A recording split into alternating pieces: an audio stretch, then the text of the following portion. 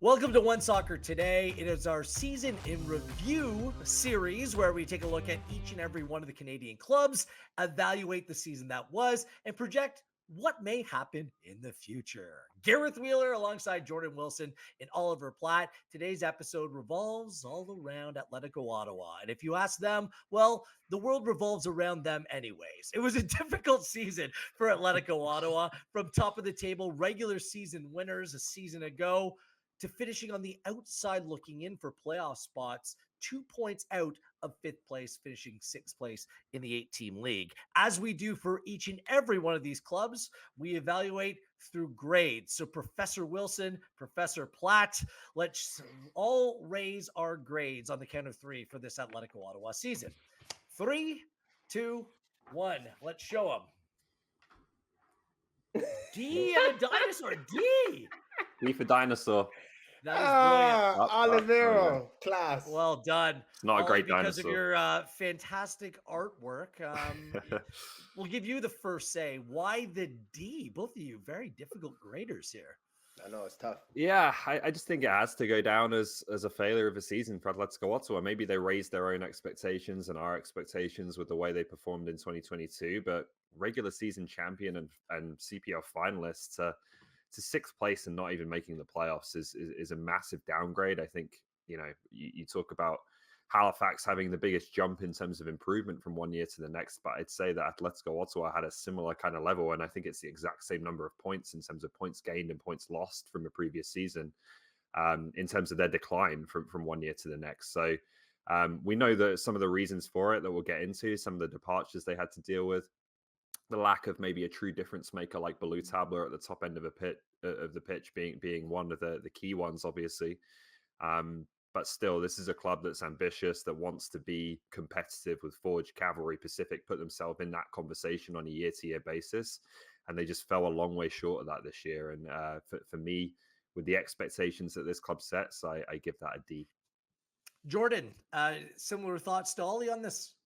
Yeah, for sure. The D is warranted for me because going into the last 6 matches, maybe I could say this team season, Atletico Ottawa's at a C+.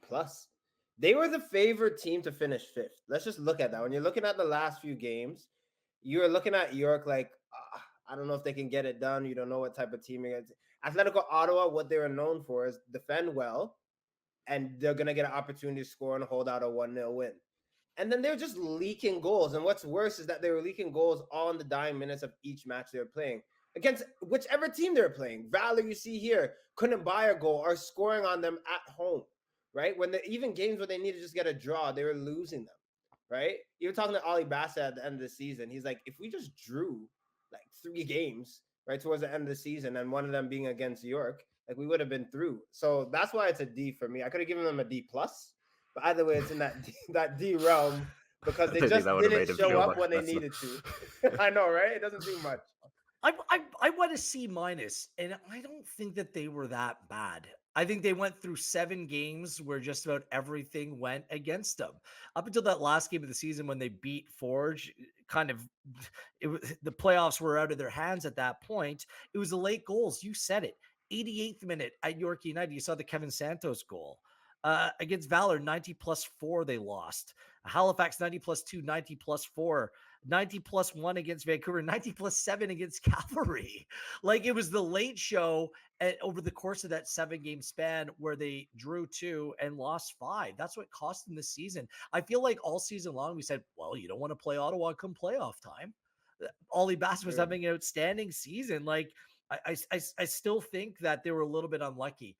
They could not beat York United. That's the other thing. York United just, for whatever reason, just continued to come away with results against this side. And if I'm going to be honest with you, if we go back to our preseason projections, I had them fighting for that 5th and final playoff spot. I feel like last year that they overachieved, and this year they kind of fell back to actually where I saw them. So a C-, I think that's a fair grade. Perhaps my expectations were out of whack, Ollie, especially considering they lost a player like Baloo Tabla. I mean, there's some critical misses that they have, and they maybe just didn't replace them the way that they should have.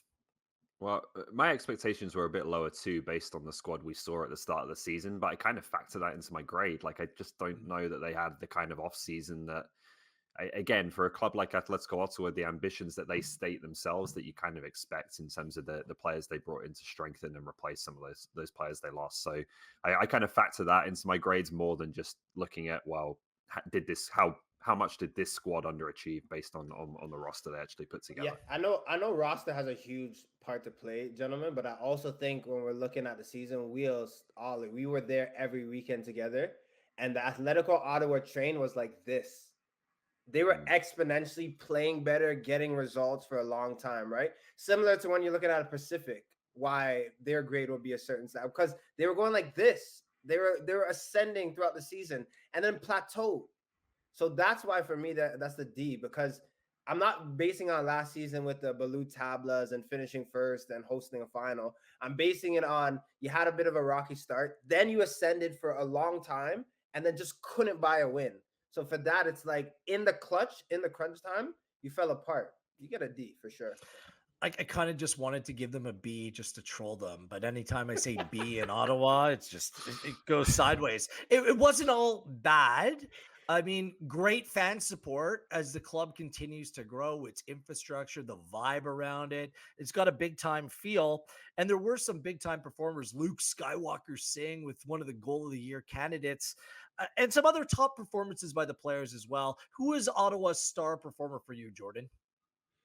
Yeah, I think across the league, there's one name that everyone would mention, and that's Ali Bassett, uh, tied for goals of the season with the Golden Boot with 11, but then 4 assists, right? And I think more importantly, he showed up more often than not. I mean, towards the end, people are going to be critical, but I don't think that was on his shoulders. I think that was more of a team effort, right? Just not scoring and not being able to score, but the type of goals that he scored and the moments that he scored this season, he showed up for his team. And hopefully 2024, he's a guy that's signing and continuing to play here, but he's just relished that opportunity of being that number 10. To think that 2 years ago, he was a guy for Pacific that was fighting for playing time, but he's the big dog on Atletico Ottawa. He's the one that makes them tick. And again, showed up in big moments. 11 goals. It's not easy to do. Ollie, is he the name, or is there another player that you want to give a shout out to?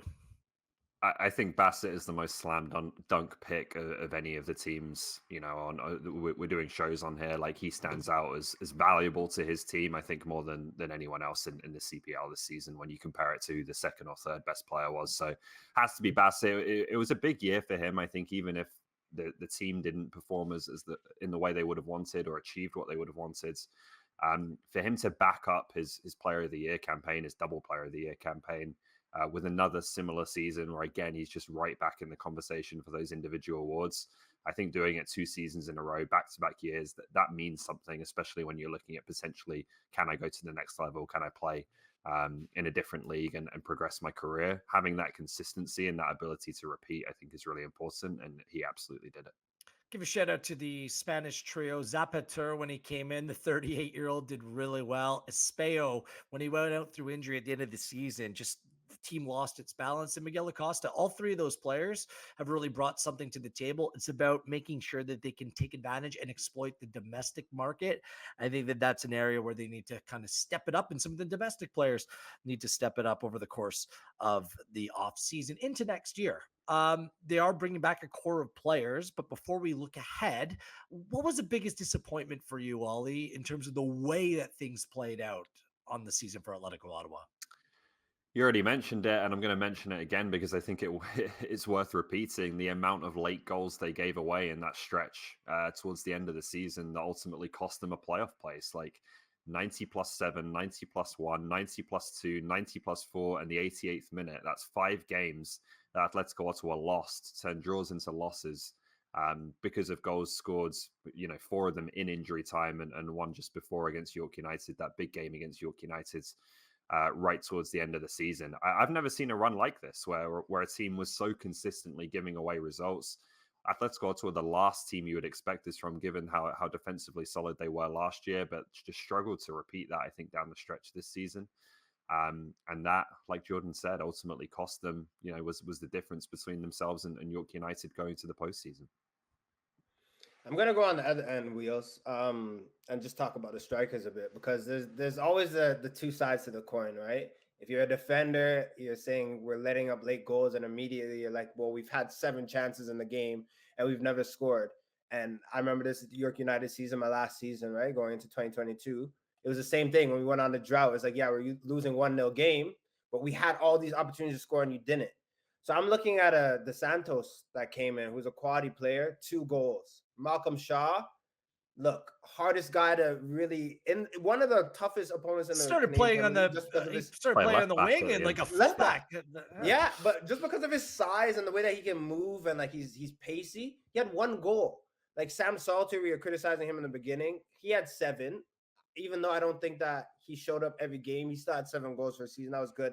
We're looking like a Johnny C, quality striker, quality winger, 1 goal. I think that could have been their Achilles heel as well. Yes, of course, we will focus on the demise in terms of the back line, but 1 goal, 2 goals from wingers when you're expecting maybe 5 or 6, that could have pushed them over the edge. That could have made a horrible season to an okay one if those guys showed up. So for me, I'll look at the attacking line. It's something for 2024 that they need to get right. Atletico Ottawa. It's very interesting. They, of course, had one of the most famous or infamous press conferences, however you want to look at it, with Nate Ingham calling out his team and just about everyone right at the end of the season as well. So where do they go from here? Carlos Gonzalez, the manager's back. I think that we all believe that's the right thing to do. The good thing. They need to replace some experience across that back line. We met is coming back. I thought that he was a really solid addition to this team, but where do they go from here? Where do they need to shop? How do they improve Oliver Platt? Yeah, I think Jordan's right in the assessment there. That for me, it comes down to a lot around the attacking players. We'll see who's coming back and who doesn't in terms of the defensive guys. You know, if Espejo doesn't come back, obviously that would be a big hole to fill.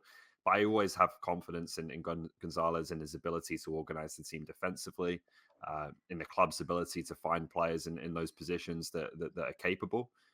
I think it is the attacking positions where it's harder to find that top talent. And I just don't think they did as good a job of it this season in terms of their assessment of who they were bringing in and the role that they were ready to play.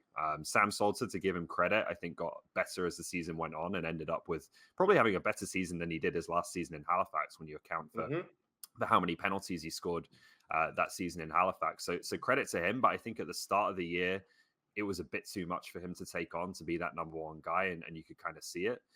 And then Dos Santos was the other one where, you know, he seemed to be the bet they made to do what Bassett did, right? Come over from Pacific and take his game to another level and replace Balu Tabla. And that just didn't really happen. So I think those positions up front, out wides, those are the key ones they've got to strengthen. If they can do that in the right way, I think this team can pretty quickly be back among the top teams in the CPO again.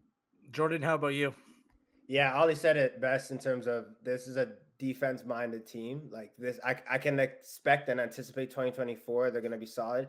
Carlos Gonzalez wants to maybe play 4-3-3 or whatever. He always wants, but naturally, if things don't go well, you're going to see a team that parks the bus and defends. I think that they need a poacher. I think they need someone in and around the box that just knows where to find the back of the net. But then vibrant wingers, guys that don't need a lot of opportunity, don't need to be in the rhythm of a game, but just can have that moment where you skip past the defender and put quality cross in, or take it yourself and score. Not saying a Balu Tabla because that's obviously hard to replace, but playing in a similar way. He didn't need many opportunities to get things going. He kind of just relished the fact that, yeah, I'm not going to have the ball a lot, but when I do, I'm going to take my moments. If they can find a handful of players like that, I think they'll be successful. Don't you think, though, two of the biggest misses on the season were not fully replacing Sissoko, who gave Bassett the platform to do what he did in the middle of the park, Agreed. and it was Balu Tabla as well. Like, these players just don't fall from the sky, right? Like, No. these are going to be two difficult things. I think what was just most disappointing for me is just the defensive balance wasn't there. I think that they need to get back and find some reliable defenders. It conceded 5 more goals, but it felt like a lot more than that. And if they want to play it a little bit of a different style of play, that's going to require some evolution as well. And Ottawa's collapse did give me some joking material. And I'll say it one more time for the final time. They brought on a dinosaur as their mascot. Then all of a sudden their title credentials went extinct. The Big Bang Theory. Hopefully, we have more of the funniness of the show rather than the collapse of last season here in 2024. A big club with big ambition, and we're expecting big things come the new year. On behalf of Platt and Wilson, I'm Wheeler, Atletico Ottawa. It was a fun ride. Do it all again next year.